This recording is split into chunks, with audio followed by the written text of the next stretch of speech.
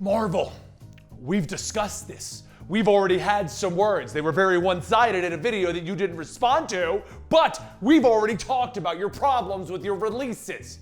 All right, I love War of the Realms, but you can't follow it. You don't know what's going on in War of the Realms.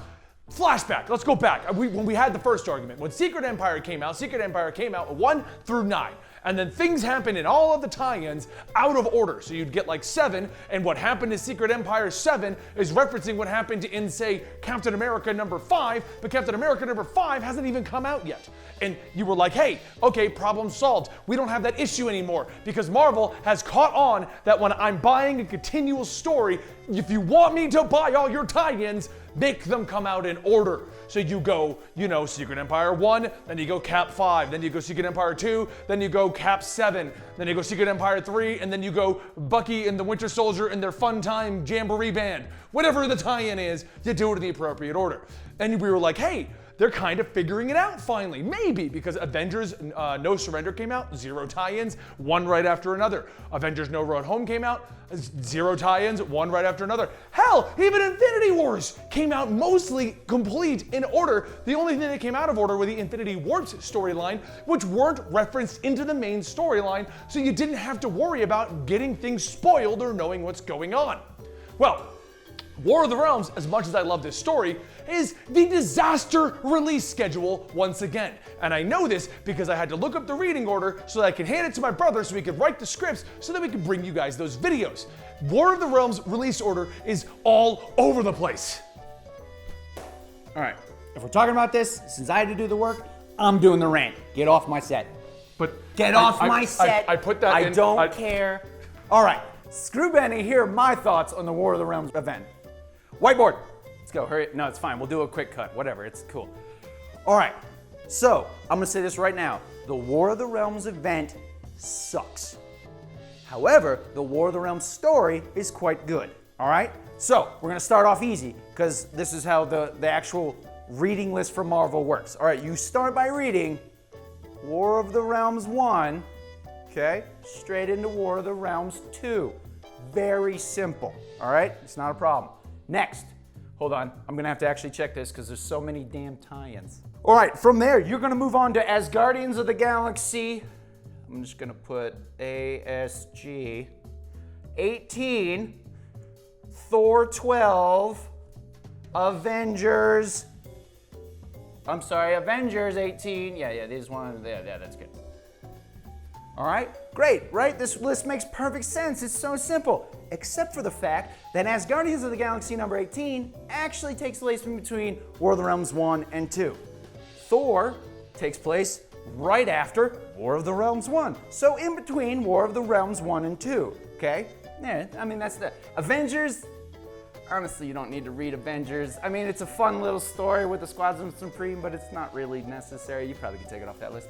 All right, so next we have Unbeatable Squirrel Girl. Once again, you could probably skip Unbeatable Squirrel Girl. It's fine, it's not really necessary. But Venom, right? Venom 13 and 14. Very awesome. It's really cool, right? He gets like an Asgardian symbiote. It's really badass. Except for the fact that it takes place in between War of the Realms 1 and 2. It's like nobody actually read these comics when they were coming out. All right, then at the very end of the list, right, you got the Punisher tie-ins, right? He's in New York, he's fighting frost giants, he's got a Viking helmet, it's awesome. But you need to read Punisher 1 through 3 at the end before War of the Realms 3. Except for the fact that only 2 issues of that has actually come out so far. And guess when those 2 issues take place? In between War of the Realms 1 and 2. And then you have Uncanny X-Men, okay? But you should read all of those before War of the Realms 3, but they take place in between 1 and 2. But guess what issue we're on for War of the Realms? We're actually up to 4, and these haven't all come out yet. So, that's great, because I just want to be confused. Because once we get to War of the Realms 3, Punisher is actually in Avengers Tower, and he's on a secret mission with Frigga, whoever, going to the Black Bifrost, but But last time I saw him, he was in a tunnel in New York City fighting frost giants, so that doesn't make any damn sense, right? Okay, so then we get, I mean, it's fine. You know, the issues haven't come out yet, but whatever. I'm not scheduling at Marvel, and nobody thought they should make their story easy to follow. So let's just move forward to the next reading order, right? The New York has fallen, right? That was the end of 2 over here. Don't stop moving.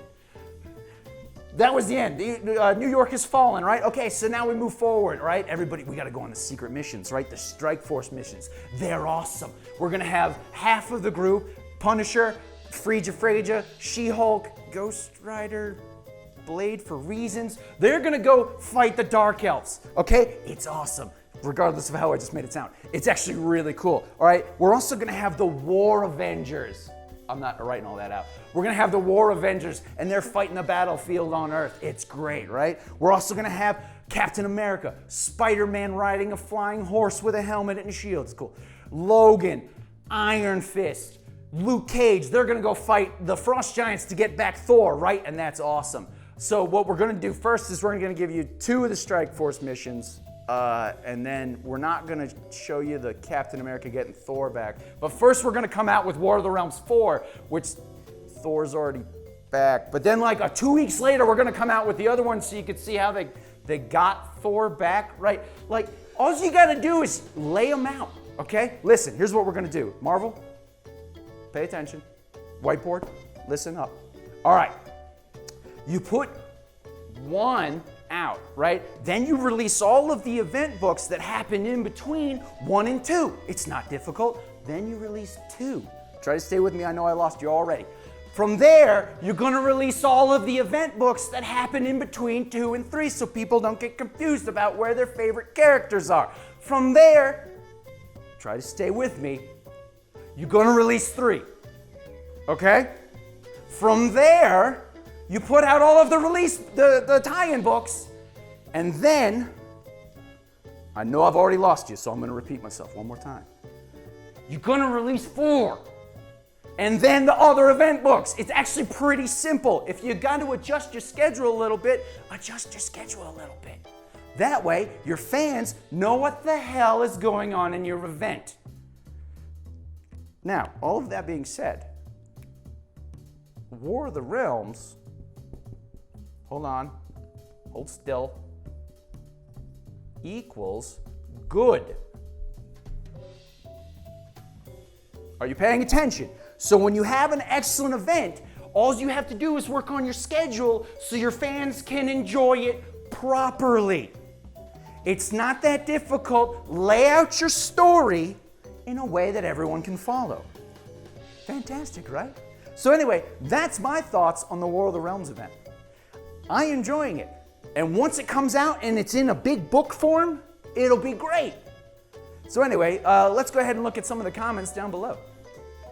All right. People say I look good. That's good. All right. All right. That guy's making $92 an hour working from home. That's awesome. Benny's gay. I didn't know. All right, everybody. That's all I got. I'll see you later. How's my blue steel? You guys suck. All right, Marvel. Whiteboard. I've always wanted to do that. All right, now here are the problems. I can't swear, can I?